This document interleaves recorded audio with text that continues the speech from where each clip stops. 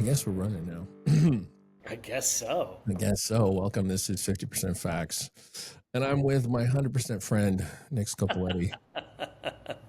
What's up, Jim? 100% friend, 100% lover, Yeah, all those things. 70% your wife. Yeah. Depending.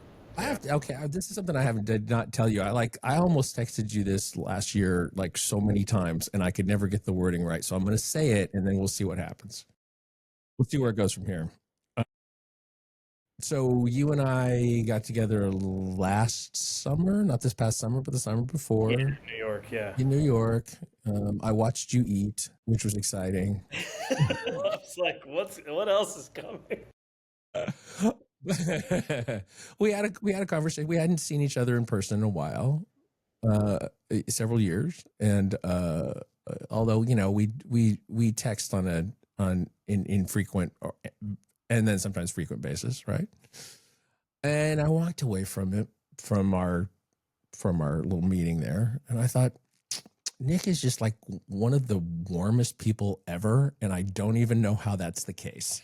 Because he's so cynical sometimes and whatever, and and then like it was like a great conversation, and I felt really wonderful walking away from it. Except that it's like, man, it sucks that I don't get to do that all the time because Nick is really cool. Dude, I feel you. Yeah, you're saying I could be cynical sometimes because I definitely can be. A little bit. Yeah. No, it's dude, you know what it is, man? I am literally I say this to my friends all the time. Even just our generation collectively, like all my friends in their mid 30s, whatever. We're like fighting our ancestors so hard.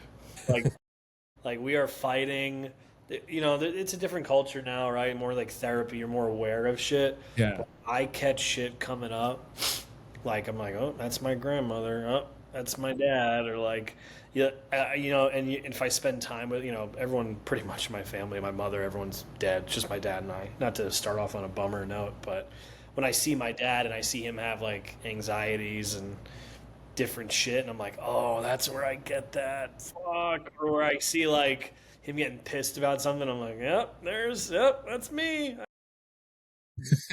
Like, fuck. So yes, I do.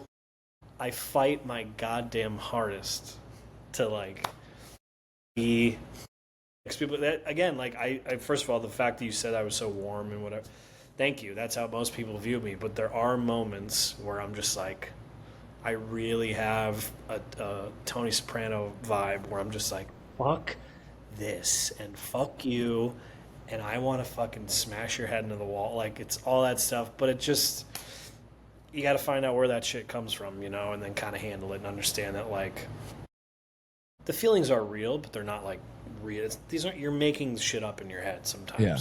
Or you're telling yourself a story that feels convenient or whatever. But I appreciate you saying that, Jim. You're the fucking man. Well, you're the man. Let's kiss on air. Yeah, and I think that, I mean, I keep seeing this meme going around, and I think it's pretty legitimate that things are never quite as bad. Situations are never quite as bad as we think they are. We make them out to be in our heads, and I don't know how to stop doing that. But it is the hardest thing. It's a protective reflex, I think. Where you just sort of you plan for the worst. Yeah, like you just expect. Yeah, you just expect things to go a certain way, and like the slightest, I know for me sometimes the slightest like slight from someone or like infraction of even at work, and you're like, fucking goddamn motherfucker, everyone's trying to fuck with me, and you're like, no, it's just like I work at Equinox, and like your boss will talk to you and be like, you got to do this, this, and this, and I'd be like, yeah, but I don't want. And then you're like, well, I'm not really doing what I'm supposed to be doing right now. Like maybe I just stop being a fucking baby and like, the world's out to get me. It's like, no, I'm just not really doing my job to its full capacity. That's all he's asking or she is asking of me. Yeah. It's just like, but that comes with a lot of work. So, and I've done a lot of work on myself, and it won't stop. So, yeah. Setting your day job aside for a second, you're still doing the comedy thing, yeah? I am still a stand-up comic. I got a podcast on iHeartRadio with the great Lisa Lampanelli. I do that. I've been a stand-up for 7 years, making some money from it. I'm taking acting classes, gotten in some play readings, not actual play productions. I've auditioned for stuff, but um, auditioning's been fun. It's all been well and good, and comedy's been great. Um, but yeah, that's what I've been doing for a while, and I enjoy it. But there are, you know, talk about being cynical. There's moments where I'm like, Why did I decide to do this? like why? But also like, what else would I be doing? Like, Yeah. what is it really taking the place of? Like, could I be spending my time better or Yeah, like what the? The answer is no. The answer is if I didn't have this stuff, you go crazy? I'd be sitting right here on my couch in my apartment, and I would find other outlets, whether that's food, which is a favorite one of mine, or just something else. I need something outside of work. Um, do I want to make it my full time thing? I guess I keep you try shit, you keep going. Hmm. I guess gun to my head, I don't really know. I just keep trying shit and just having fun with it and just seeing where things go. You feel like it's moving? I feel like it's yeah. I mean, I wouldn't if I didn't feel like I had potential or had the ability to turn it into something. I definitely would have stopped. Mm. Dude, people who have been bombing on open mics for 5 years and keep going. I don't know how they do it. I was lucky enough by my third time at an open mic, I started to kind of get it, and I was like, okay, this is clicking a little bit. Um, but yeah, I mean, I'm making money pretty consistently from comedy, get good opportunities. Acting's new; it's only been about a year, but I've had auditions for things, and it, the theme of my life, if anything, is like I've been getting by on sheer likability. Well, you do have that. I mean, dude, it's how I graduated high school. I didn't do well in high school, but I wasn't an asshole. So my teachers were just like, "Come on, man." And I'm like, "Yeah, I don't know. I just was in my own head and a little sad and on steroids." I was just playing football and just this is my life. And they're like, "No, you have to do homework." And I'm like, "Nah, you don't have to do that. What do you have to do that for? I'm fun." Which gets you certain places, but um yeah, at the end of the day, it's fun and I like it, and so I'm just gonna keep going until something happens. If it's not fun and it sucks, then I'll stop. But it's still fun, so why would I stop? Yeah. You a couple episodes ago, I had Jonathan Gregg on who lives in Queens, and he's been an actor since he was a little kid, but Yeah, he did a lot of stage stuff, and then he's in an episode of Jessica Jones, and he's in nice. I talked to him about an episode of I don't know if you ever watched High Maintenance on HBO. I Just don't a think so. just a great show. Like, it was just an anthology show where the only 100% recurring character was a weed dealer, and it would just show his day going from person to person, and would show those people when he wasn't there too, just to establish character or whatever. Um, and he's a little older than you. He's 43, and just in the last couple of years, it's like, okay, I like to keep acting, but it's probably not going to be the way that I make money, and just going to get a job. Yeah, But he also did stand up too, so and I'm sure he's probably funny. I mean, he's a little bit of a Instagram influencer, talking about various things, yeah. It's I don't know, man. You just keep trying shit. Like, I hear stories like that, and I'm like, oh fuck, that sucks. But at the same time, there's a where I work in my my day job, a guy who's one of our higher ups. He was a trainer in West Hollywood, and he's a regional manager of the whole Northeast. But he has his SAG card. I mean, he was tried acting for 10 years. yeah. So And, you know, now he's doing his job. He's got the family, lives in Long Island, the whole deal. And you're like, it's not the worst. It's not the worst thing. But like, yeah, I think it's, I don't know. I go back and forth, and like all I keep telling myself is like, just keep trying it, and it's fun, and you're having fun, and like, see what happens. You know what I mean? Again, if it sucked and I was not having fun, because there was a time a few years ago I barely wanted to do stand up for like probably like 2 years. I was just like I barely wanted to do it. I did it when I could do it. I didn't write one new joke. I did not care. Like I was out to fucking lunch. I was like, I don't want to do this. Fuck this. Whatever. It took me a while to come back around, and now I'm like, oh, this is fun. Oh, I could just tell like, oh, also taking away the pressure of it too. Yeah. And then we have other things in our lives, like we're like me and all the comics, like we're all getting older. And like you remember my buddy Bo who was on Losers with a Dream. Yeah. Bo's getting married in November. Shit, really? Yeah, dude, and like she's fucking great, and like he has a great job and whatever. And like yeah, we still do comedy, and yeah, he posts stuff on the internet. Why not try? But like life's moving on, man. You know, for a while I also used to think, and I don't think this, I probably know this, but for all of us, Bo, you know, was coming out. He was, you know, he's been sober a long time now, but he was in recovery and still is. And for me, I was coming out of like a relationship, and for a while I was always like, I think we're just using this as like stand up and whatever as like ways to get attention. Yeah. And like ways to feel. And I used to, when I was really going through it in therapy, I used to sit there and think in my head, I think we're all killing time until like the right girl comes along, or until like I'm like, are we really in this, or are we in this because it gives us like a little immediate boom attention? A little dopamine hit. Yeah, you meet a girl at a show, you get attention from people, whatever, right? Like, and every comic's a little fucked up, so it's like it's all good. Like it's not bad. Well, it wouldn't be funny if they weren't. Yeah, no. That's what all the rich kids that come from money and they're just writing in their notebook. Come on. You got to have real mental problems. But yeah, I always thought about that. So I don't know, man. I'm just going to keep trying shit, see what the fuck happens. That's all I can do. Yeah, Bo lost a bunch of weight several years ago. Yeah, and I gained it. So like we flip flopped. He just gave it to you. He gave it to me. He's down. I mean, he's down. I don't know what he weighs. He was probably 305, and now he's probably 230. Yeah. And he's like 6'3". So, you know, he's a tall dude. He looks good. I'm only 5'11", but I went from like 210 to like I'm at 250 right now.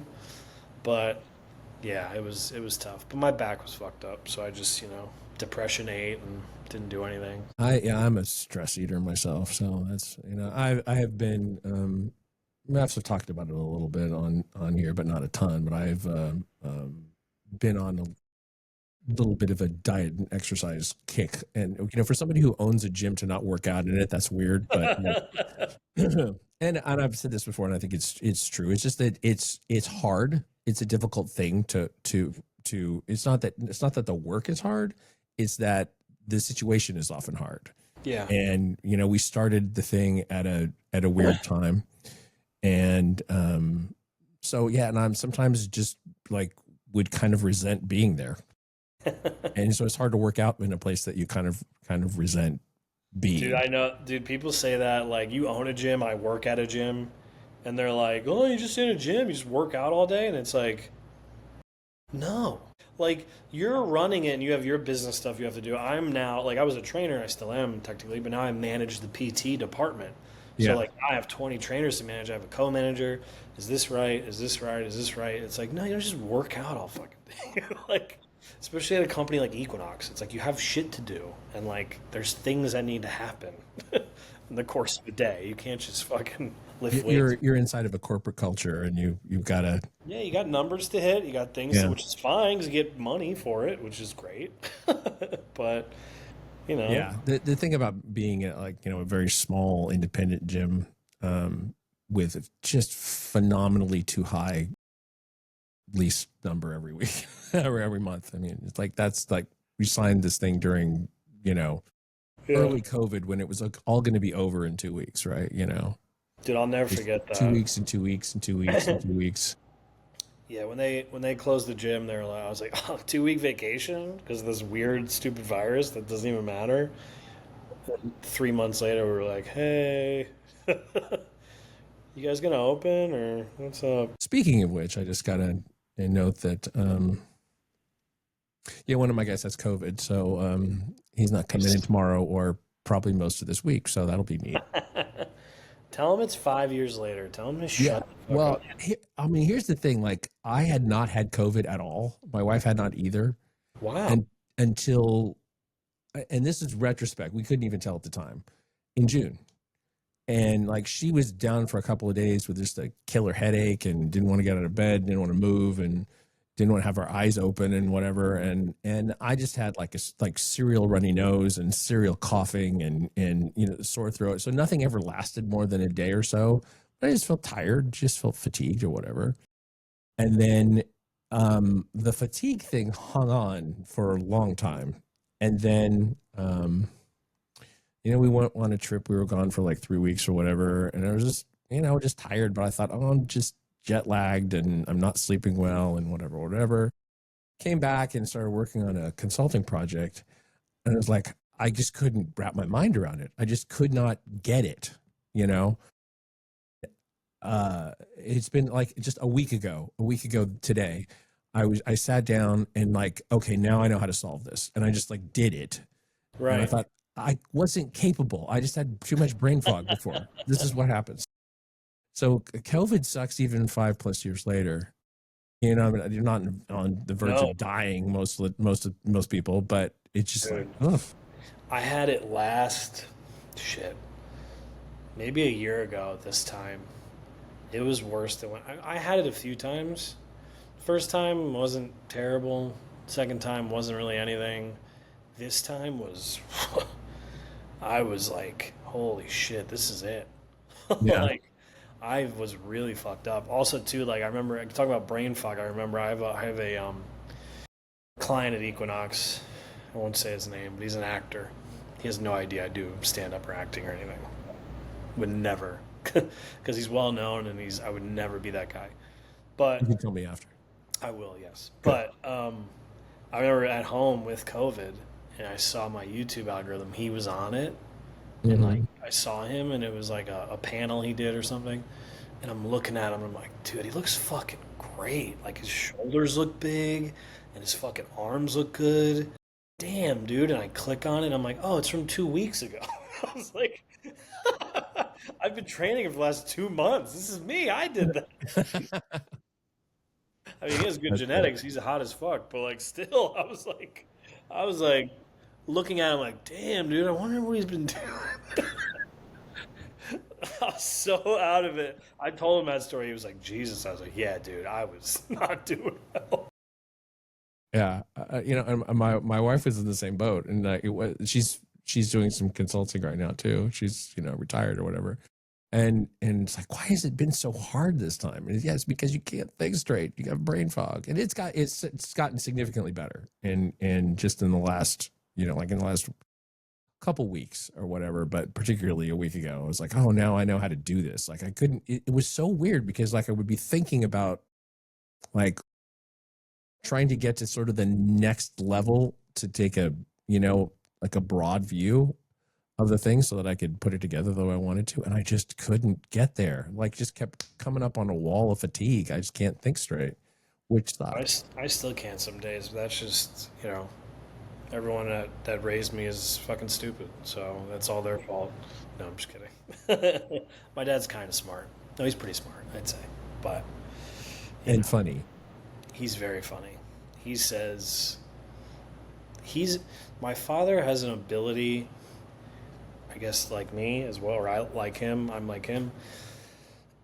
He could be very like deep and have like this is the best example was he could be deep. And I don't know if I know I was on your podcast before. I don't think I've told this story, but years ago I was talking to my dad. It was me, Lisa, and Bo. We had the podcast and we were going to, and Lisa kind of like interviewed my dad, not on the podcast, just we went to go where he worked at Duchess, which for those that don't know is a fast food place here in Connecticut.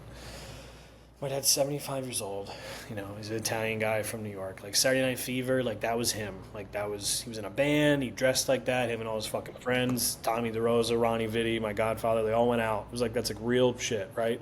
So Lisa asked my dad. She goes, "What do you think is wrong with the world today?" And my dad goes, "Honestly," he goes, "I think people aren't spiritual enough." And he goes, "I don't mean religion." He goes, "I just mean that I think people don't believe." Don't have belief in something like themselves or a higher power. And he's like, I'm not talking about Jesus or God. Like, you need something. Like, people need belief and they need to be a little bit more spiritual and grounded. And I was like, wow. I was like, that was like a deep. Excuse me. What did you do with my And I was father? like, all right. And then the second question, she goes, Lisa, of course, she goes, so like, Bob, she goes, my dad's name is Bob. She goes, Bob, you think you could still get it done in the bedroom? And he goes, listen, he goes, I put my bib on and I get to work. Okay. And I was like, the fuck? Oh Oh, gosh. dude, he's like ever since he yelled at me once at a drive-through when I was 19 because he assumed I didn't like to go down on women. Like he's insane. Like he's like, you don't like that? And I was like, it's 6 a.m. I go, what are you talking about? He goes, you. And I was like, I just got home from college. I'm like half asleep. I slept till 1 p.m. every day. And he's like, you don't fucking like that? And I was like, shut up, dude. Fucking pussy. And I was like, okay, bye. I remember we were like sharing the car that day and I had to drop him at work. You couldn't Like, wait for him to get out of the car. I was like, oh, shut the fuck up. But like, yeah, my dad's the perfect. Everyone that meets him, same thing. Your dad's the sweetest, nicest man I've ever met in the world. And he's also hilarious and disgusting. I was like, right. He warms you up with that and then he comes in with the fucking. Well, that must have prepared you for dealing with Lisa. Dude, Lisa's so goddamn funny. Yeah. Obviously. Obviously. Yeah. But This is she made a career of it and then retired from it, you know. yeah, yeah, she's very good. But like, yeah, working with her has been the best, dude. She's so goddamn funny. At first, when I first met her, I was like, I've never met a person who is like a machine gun. Like, I never witnessed that. And like, I think like just me and Bo and our buddy Ginsberg, who was a comic as well. We all meet at the diner every week, every like Tuesday night. We all meet at the diner. It used to be writing meetings. Now we just fuck around and say whatever, you know. But like, you just get like it's like training. Like you just get skills. Like in the beginning, I could not believe how fast she was, and I was like, how do you even have thoughts that quick and like jokes about everything? And I was like, damn, she's out of this world. And but now it's just like we're all kind of similar. I mean, we don't want to say we're not like her because she'll fucking rip you apart. But it's it's been fun, man. Definitely, she's similar to my dad in a lot of ways. Yeah. I hadn't really thought about that before. And before you were talking about your dad this time. I mean, I've heard you talk about your dad plenty, but I'd really not made that. And I listened to one of your episodes this morning. I think the thing about this point in the podcast landscape is that most people don't listen to their friends' podcasts. Dude, I don't even listen to my own. Lisa gets mad at me. Well, I I understand that. you Like, get that, right? I totally get. I don't watch my stand up. First of all, I barely record myself, which is like a self-sabotage thing I'm working on. Like I should just there's no reason not to. Like it's so dumb, but I have this mental block where I'm like, no, I just want to go and have fun. And if I set up the camera, then it becomes like a real thing. Stupid. But like yeah, Lisa gets mad at me. She's like, you didn't listen? I was like, I don't want to hear myself. Yeah. Well, I mean, yeah, Mike is I don't know, people get it or not. Mike is away through the end of the year, and so this is why I'm doing shows this way. And going back to stand up and whatever, this is kind of like my creative outlet that I don't really want to give up. It's not as remunerative as it was back in the old days, back when the fucking Powercast made six figures and stuff. Not that I did, but it did. Um, but I get sidetracked by two thoughts at one time. I can't handle that anymore. I'm not too old. I started recording with Mike in 2013, right? So that's been, 12 years this month. Not that I've recorded with him since Nice. June this year, but that's 12 years. And we missed, from January to, February to December, September, something like that of 2018. but he'd never listened to any show we ever did. Never. Yeah, Not one time. Not one time. Just don't want to listen to myself. I was like, yeah, but. And if I could have had a decent argument to say, like you would get better if you listened to yourself, I don't think it's true. Like he was, just like spontaneous and he would take us directions and whatever. And I couldn't complain. So I was like, but whereas I was having to listen to it at least twice more after it was recorded. Now I don't. I do a little bit, like I put the ad breaks in and I drop in the open and close music and stuff on the audio version, and I do something similar with the video version, and that's kind of it. I don't have to sit through every moment of it, but I used to. And there are plenty of people who do podcast editing that do that now. They just like, we'll sit there and try to take out every quiet moment and every. Yeah, you gotta let it just go, man. Like that's another thing too. Is like another reason why I probably don't listen to my sets or listen to myself on podcasts, because it's like I just want to have like fun. Like right now we're talking. I don't know if we could say it's a Sunday. I just got out of work. Like I'm just like, let's go. I'm not sitting here with notes. Like it's just it shit is not fun. Like if I'm having fun, my natural self will come out. Your natural self will come out. Yeah. It connects with someone probably way better. That's what even like, dude. It's even like what I'm learning in acting class. Like people think acting class is like you gotta really like act. Like they're like, no, just like be yourself and talk as if you were in this situation. Like if you're talking to a significant other and you're upset, what would that be like? And it's like that's it. It's not like you motherfucker. It's like just talk, like just relax. So yeah, and I don't know if we really learn. I don't know if we learn listening. You just keep doing them, and hopefully the skill increases over time. Which Yeah, well, some of the best known actors that we have right now are people who are essentially playing versions of themselves. yeah, You know, absolutely. There's a couple guys for sure that are method and get deep, and a lot of them, but like a lot of them are just like just being themselves, man. That's it. Like a couple guys definitely for sure can crush characters, like things like that. Like I always look at, obviously I'm obsessed with Sopranos, but like I just am. But like Gandolfini and things like that, because like he really wasn't that guy, right? He was like the night he had Birkenstocks, he like did theater. yeah. He was an Italian guy from New Jersey, but like he wasn't a sociopath fucking asshole. Like he had to, kind of get there, which maybe was tough for him. So I mean, he was probably in some ways playing versions of people that he knew, right? Dude, that's the thing too. Yeah, like it's if you are from the Northeast, even if you're not Italian, like you roughly know guys who dress like that, Mm, act like that. I mean, literally, like I watch Sopranos or like Goodfellas or anything, and like the living rooms are like the same.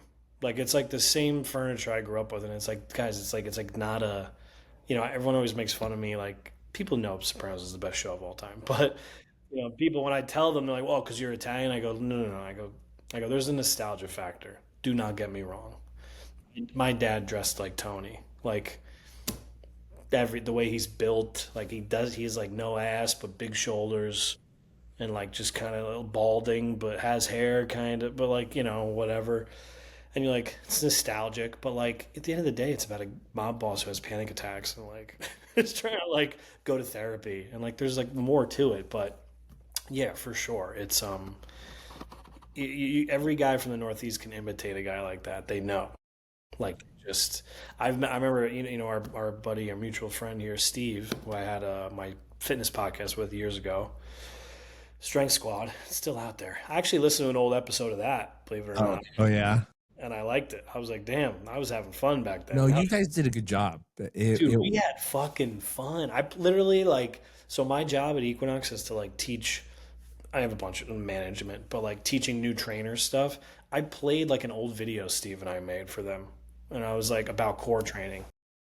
This is real. I showed like a couple of the veteran trainers. They're like, yeah, this is great, and I was like, yeah, we actually knew what we were doing, kind of. It's like I Oh my texted. God, we knew how to make content. Yeah, I was like, we're kind of killing it. But what I was gonna say was that Steve, he also grew up in the Northeast. He grew up in Westchester, as I did. Like Harrison, his dad's Italian Irish. The whole thing. He went and lived out in Nevada with kids who have never seen people like that, and they watched this movie. I think it was like Don John. That's that movie. Do you remember that movie? I've never seen it, but I know which one you're talking Oh, about. it's ridiculous. Um, the guys who he was living with, his roommates at the time in Nevada, were like, "Are these like? There's people like this back home?" And he's like, "Oh yeah, like this is Yeah, yeah, this is like a whole group of people." They that's couldn't great. believe it. They were like, "No," and it's like, "No, no, no, this is real. Yeah, this is a real type of person." And now he's in Oregon. Yeah, He's in Portland. He's been there. What year is this? 6 years. He's been there damn. since 2019. Yeah, I haven't seen him in a minute. I know. He I haven't got talked to him in a married. long time. Dude, just hit him up, bro. He's okay with texting. He's a little slow. Me and his brothers are always like, "Can you fucking get back to us quicker?" But he's having a great time. He's going to music festivals and shit. He's DJing. Yeah. He has like a legit graphic design job as well. But Mm. he's doing great, man. Yeah, hit him up. All three of us should all hop on one time. Come and see. You guys should come and see me. We should. You're in You're Sacramento? so sick. Okay, right. I'm down, bro.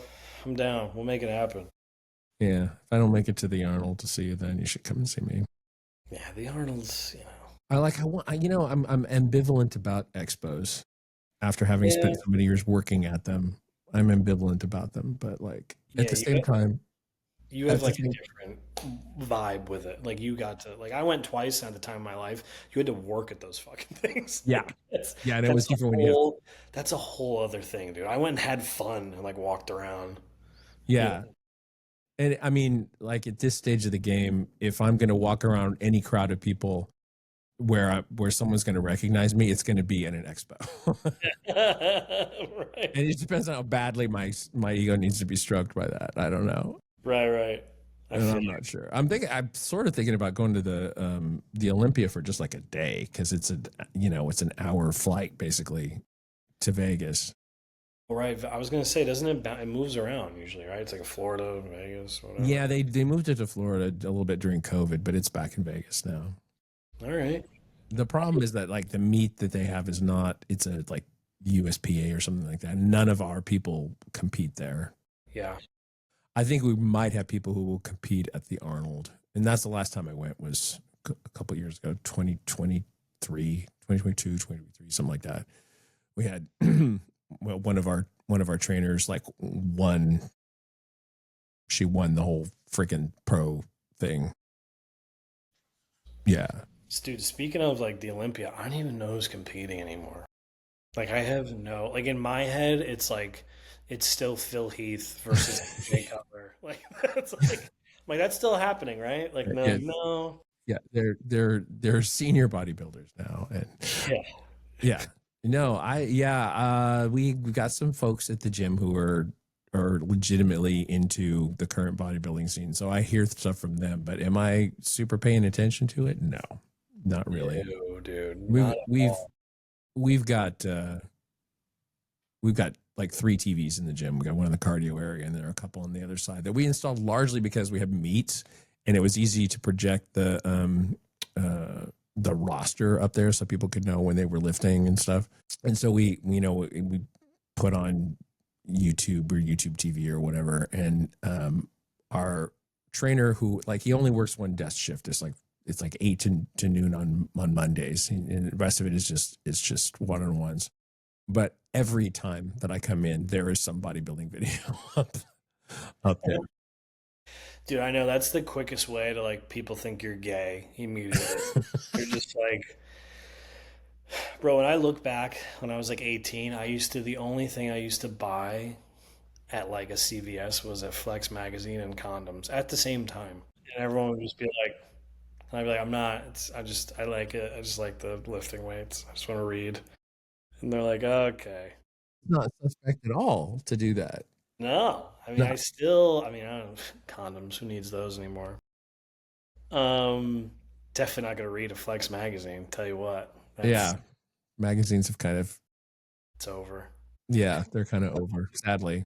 But I used to watch that shit all the time, bro. Like they used to make like those like bodybuilding motivation videos, and it'd be like Yeah.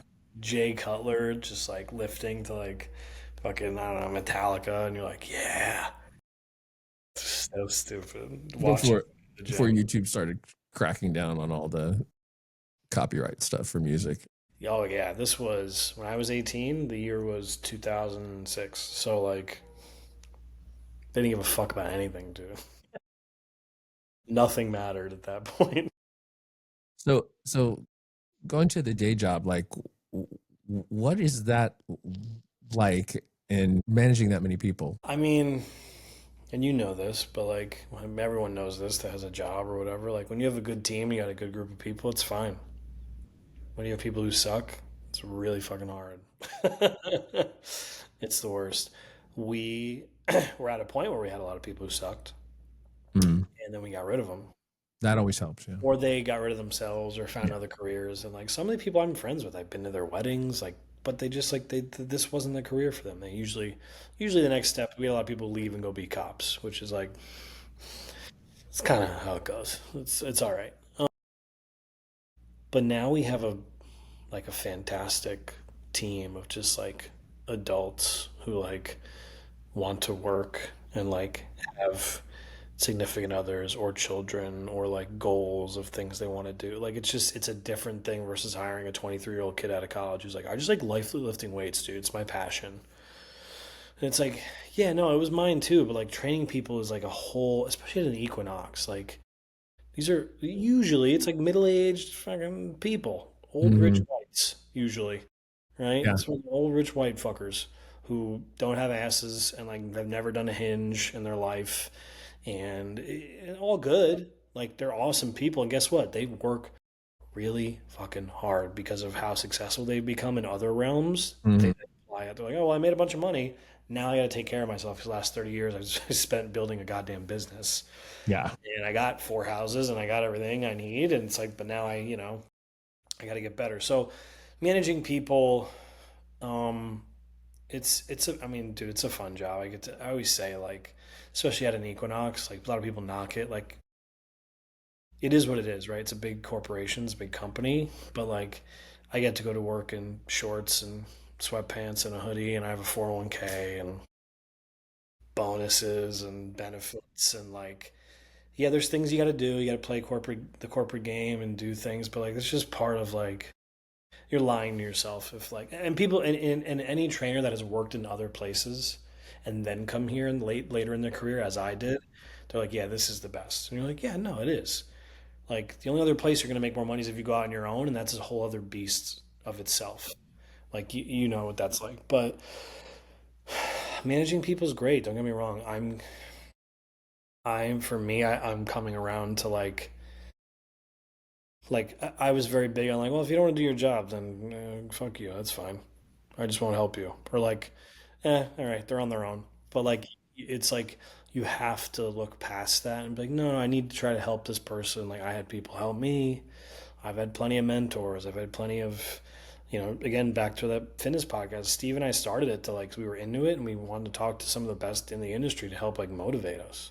So Hmm. like, I'm reframing it and looking at it that way now. So, but it's been fun. We've had to work to get the team. One of the things that we Equinox give out like awards every year, and they give out some joke awards. And one of the joke awards was the Fort Knox Award, and that award is to the club with the lowest hiring percentage in the company, which was us. Which I was like, yeah, and our bosses were like, we understand why you like it's funny. Like, and like, yeah, no, we said yes to everyone years ago because we needed people, and it was post COVID, and like, we need money and trainers, and we need to get clients back, and we just hired anyone and everyone, and it bit us in the ass so hard. So like now it was like, all right, we got to focus on the quality of the person. So now it's easy. It's great. But yeah, there's times where it's tough, where like again, my cynical side. Like you said, I'm very warm, but I'm also like, oh, fuck you. All right, enough. I have a limit. So, but I'm working on that. So, I think that the hardest part for us is just developing the clientele. It's just, in a small boutique, not climate controlled gym, it's a very specific client base that you're looking for, and it's harder to get a critical mass than I was hoping it would be. But like, we started out not anticipating having trainers at all. Like, we were just going to be like open gym, and again, it's a boutique gym. yeah, It's a barbell gym. Not everybody is looking for that, and we're not cheap, which means that we don't have a lot of the problems that other gyms have. right. Like, we don't have a big problem with people leaving a mess. We don't have a big problem with people not putting weights away. It happens a little bit, but not enormous. We don't have problems with people getting into hassles with each other. We don't, we have a probably lower than average problem with people's payments not processing and stuff like that. I mean, Yeah, but it's a little self-limiting, for sure. Dude, every gym has their issue. We have it too. Like, yeah, we have wealthy people and like all that stuff, but like we have our issues. Some of these people are straight up nuts, bro. Not because they're rich. I'm not knocking it. I was raised by poor people. They're also fucking insane. Yeah. People are people. It doesn't really matter. But like, there's some. Well, we have what we have at the gym. The only people at the gym that I'm like, ugh, there's like, remember the movie Malibu's Most Wanted? Yeah. You get some kids like that, right? Grandpa killed it on Wall Street, and no one's worked for a generation Yeah. now, Ever. right? Yeah. The Ever again. generational wealth group. Yeah. So like, they're just walking around thinking they're cool. They got a sick car. They've done nothing, which like they're not bad kids, but like they haven't had to develop a personality, right? Like, Mm. Beyond money. beyond having money, beyond which usually leads to like drugs because they're not getting the attention they want and et cetera from the right people, and it's just they're bored and they're like, what the hell do I do? Like, there's nothing, and I like I say like I hate those kids, but I also don't. Like, I just feel bad in some ways, but it was the only people at the gym where I'm like, oh boy, this fucking guy. Yeah. Like, it's like, take it easy, kids. You know? I always thought that if I, just fell into a giant pot of money, that I would not make significant changes to my life, and definitely not make significant changes to my kids or now grandkids' lives. Like, here's your safety net. So you can take some like risks that other people can't take, but don't lock into the privilege. Yeah, that's the problem. And like, it's funny because like I grew up. I grew up around money. I grew up like first half of my life in Westchester County, and then I moved to Fairfield County in Connecticut, which are like, there's the money there is insane. I didn't have that. My dad owned a bagel shop, and then my dad went bankrupt twice. But I grew up around some wild like type of wealth that was insane. So you just got to see. But I'm happy. But I wouldn't trade it for the world because at the same time it like built everything. Like, even like, I joke with my friends, but like having this apartment is like a big deal for me. Like the nice building with the scan in and like parking garage and amenities, and we got the windows, the Yeah, yeah. floor to ceiling, and on the high ceilings, and I'm like, dude, it's like this is cool because like it's all mine, right? Like, there's no whatever, but it's yeah. But growing up around that, you kind of it's interesting to watch. You see, and there's kids who take advantage of it, and there's kids who don't. Mhm. A lot of kids that came from a lot of money that worked their fucking ass off, and it's just like, Yeah, and some of it is just how people are put together, like what their personalities are like. for Um, sure, dude. I started training this guy. I mean, for those that don't know, like, I started training this guy who was he was a cop forever, and he was a private security guy. I'm not going to use his name, but he was, for those that don't know, like, Nick Kroll's dad is a multi-billionaire. from Westchester, and like he was a security guy forever. Like doesn't mean that Nick Kroll is his dad, but he didn't do anything. Nick Kroll is talented. He did the thing. It's not like, oh, he's a billionaire's kid. It's not fair. It's like, no, no, no. He's really good at creating stuff. Like he's very talented. It doesn't matter. Like he also, it's not an easy business, dude. Like, did he have more? Was he less stressed maybe? Because he probably didn't have to pay rent in an apartment in LA or New York City? Maybe, yeah. But like, it's still fucking hard. It's Yeah, not, I think if you're born with a work ethic, it's you can work hard in any situation, any scenario, and if you weren't born with one, you'll take advantage of everything in front of you and not and work as little as possible. I guess I don't know. yeah, it's just it's built in you, man. I know plenty of kids that came from a lot of money that worked their ass off, and there's some who end up like fucking Jamie Kennedy from Malibu's Most Wanted. And there's nothing you can do, but it's fun to watch. It's Yeah, cool. I enjoy it. I think it's hilarious. yeah, yeah. Do you have any like situations where you followed somebody on social media and they followed you back and you were surprised because they were like a somebody? Not yet. Not yet. No, I mean I'm friends with Lisa. That's like the most like. Yeah, I mean, so I'm sort of setting up a story Um, that has to do with Lisa, kind of. have I had anyone? Not really, man. I think I can't. Nothing off the top of my head. I can't remember. I mean, unless you remember something that I don't. But I don't, but you should. And how did you actually even meet Lisa? Do I even know that? I don't know, but I could tell you. You can tell me. Fun fact: Bo was friends with her niece. They worked together at Indeed. We live in Connecticut, is where I live. So I live in Norwalk. Bo and her niece worked together at Indeed in Stamford. Bo was a sales guy back then. This is pre-pandemic. This is 2019, 2018. He kind of like asked, his friend, her niece, was like, "Would your like aunt come see me? Like, do stand up and blah blah blah." And she did, and they were in the car ride over, and Lisa just berated him the whole time. She goes, "You better not fucking suck. You fucking waste my fucking time. Just start fucking with him." And I was like, "This is so funny." And I didn't know her yet, and Bo did well. He got off stage, and she was like, "Dude, pretty good. That was good." At this time, Bo and I were like, really? I mean, I was only a year and a half, and Bo maybe was 3 years, but long story short, they meet, and he's like, "Yeah, Lisa's coming to one of our shows." We used to run a basement comedy club here in South Norwalk. There was a restaurant that had turned into a nightclub at night, and we were killing it. This was literally before the world ended, Hmm. and we were making our money. And one of Lisa's friends at the time was headlining our club, little 60-room basement piece of shit thing in Connecticut. Lisa lives in Connecticut. She's also from here.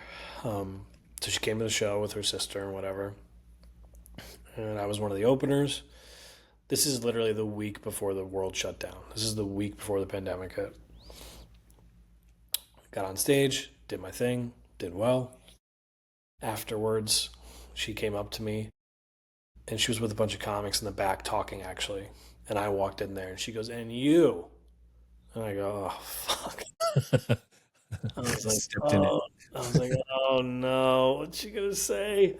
And she goes, "I liked every single one of your jokes." She goes, "Except one." And I was like, "Okay." And at the time, when you're new to comedy, like I think three of us had jokes about going down on chicks, which I blame my dad for, right?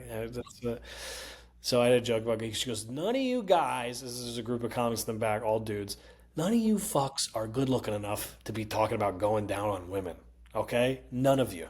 She goes, and we start dying laughing. We were just like, "All right, yeah, no, we know." And then she goes, "So you've been going up in the city?" And I go, "Well, I work," and I was a trainer. And so I was like, "I work early." And she goes, "Oh," she stopped me dead in my sentence. She went, "Oh, fuck off." She goes, "You're good. There's something here." She goes, "You want to be a fucking comedian in Norwalk, Connecticut the rest of your life?" She goes, "Get into the city." And I was like, "Okay." And then the next week, the world shut down. So it was like, Yeah. oh. And then through Zoom and like, I think the last time out to dinner before the restaurant shut down, it was like me, Lisa, and a few comics at a diner. And then it shut down.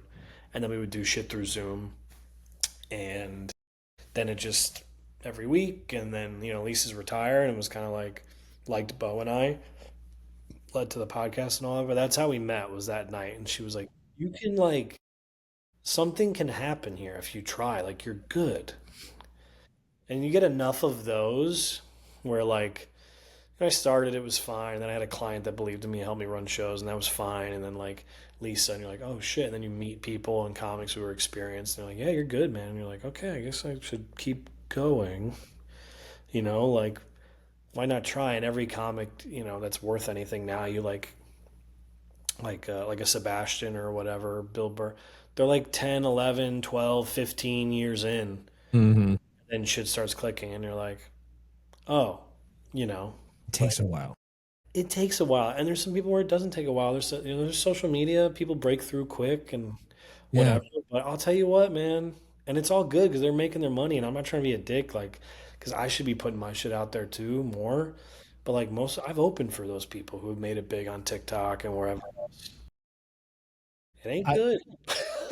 I think I may have texted this to you at some point in the past few months, but Ruby Setnick, Maybe. well, she was one of the first comics this time round and did Netflix as a joke Okay. festival. The festival. Okay. And like she was in my first improv class, which was her first improv class, and she was 18, I think. And you could tell she was just going to kill it. And she's very funny.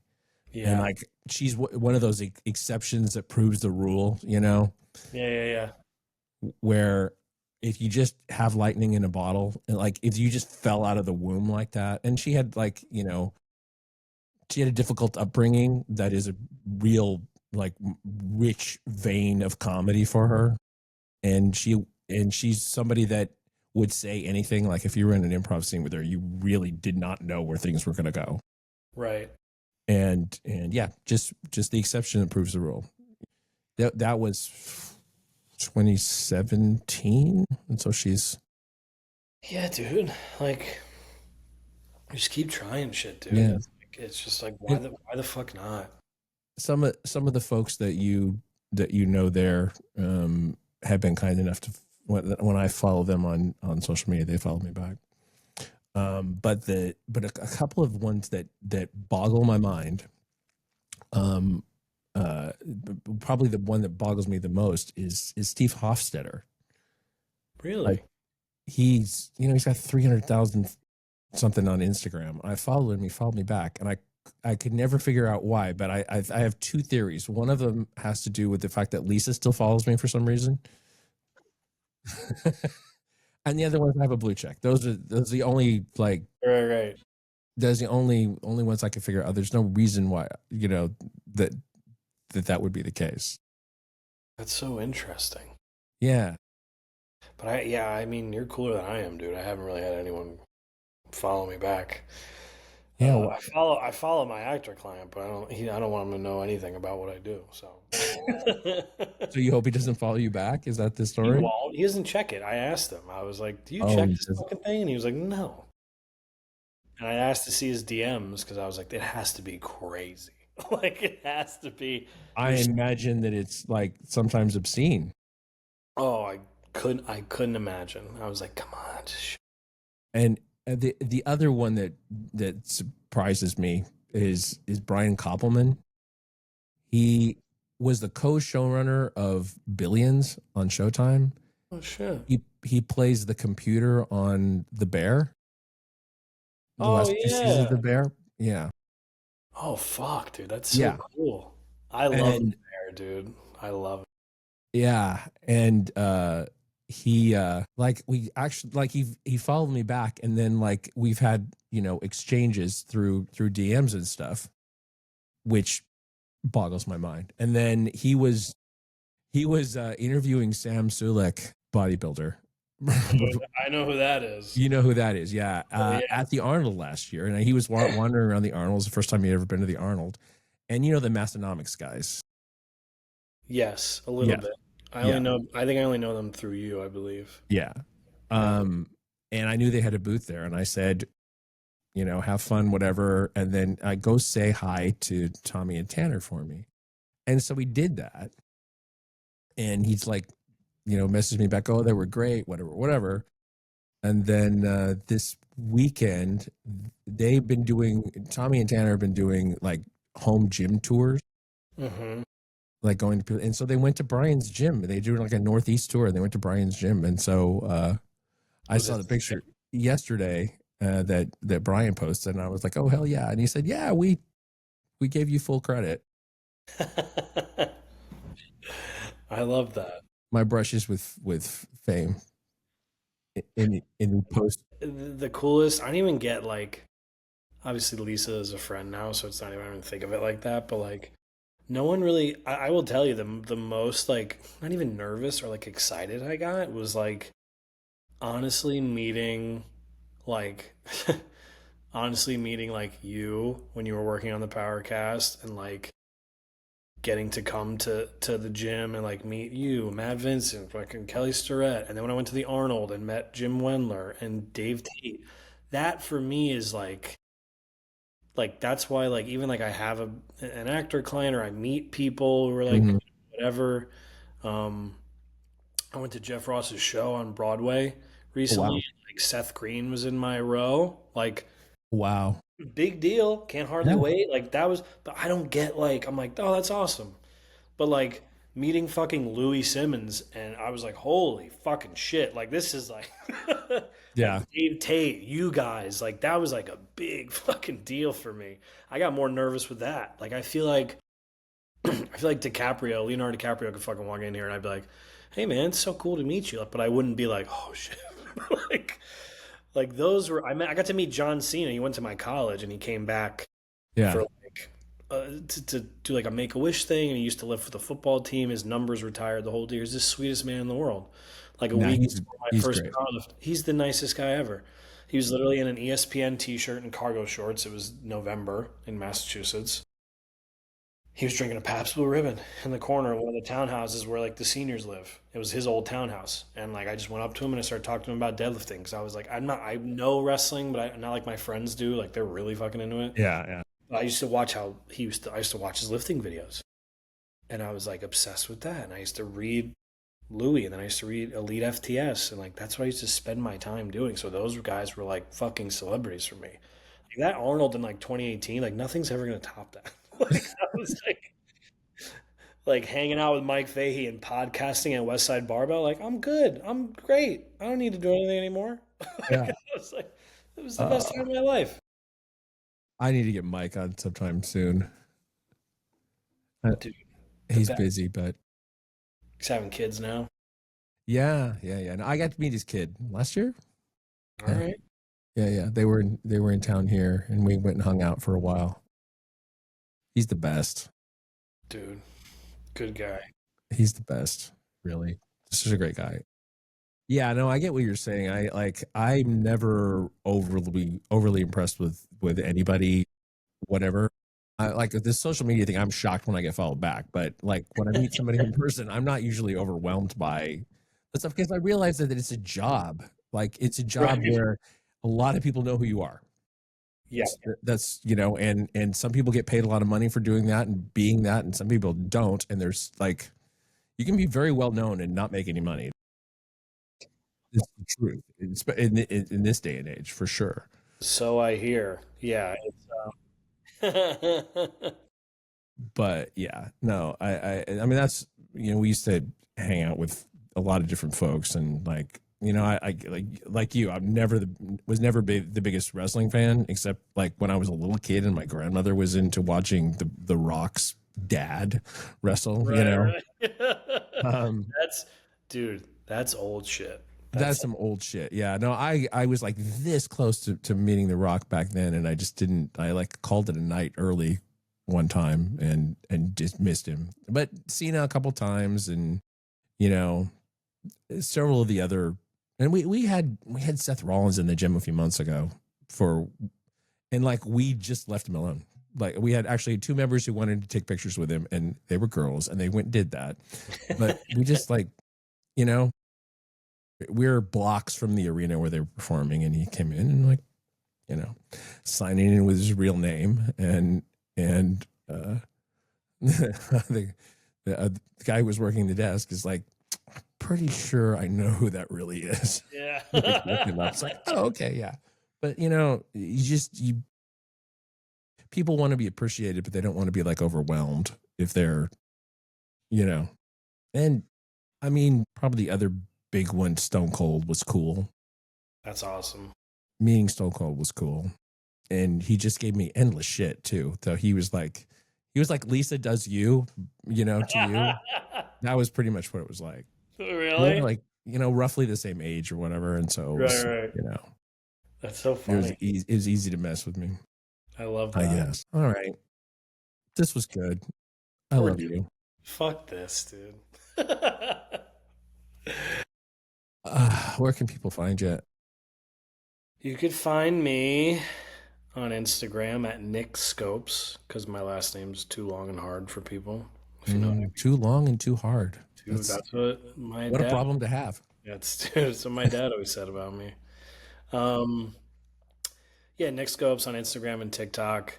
That's really it. You can listen to the podcast that I have with Lisa. It's called Shrink This. I'm her co-host. It's mostly her podcast.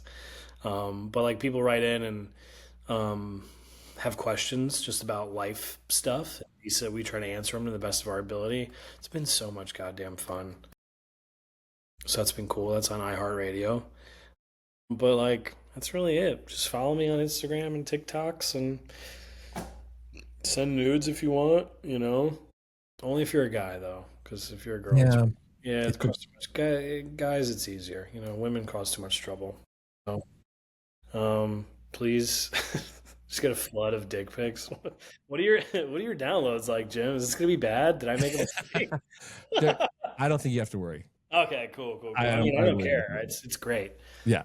But yeah, that's it, dude. And as always, dude, I appreciate you having me on, man. And it's always a pleasure talking to you, even when we're not on a podcast. Yeah, I appreciate you being on. I am at DJ McD on all the social media. This show is 50% facts, where percent is a word and 50 is just numbers. 50% facts is a Speaker Prime podcast in association with iHeartMedia on the Obscure Celebrity Network. And I'll talk to you next week.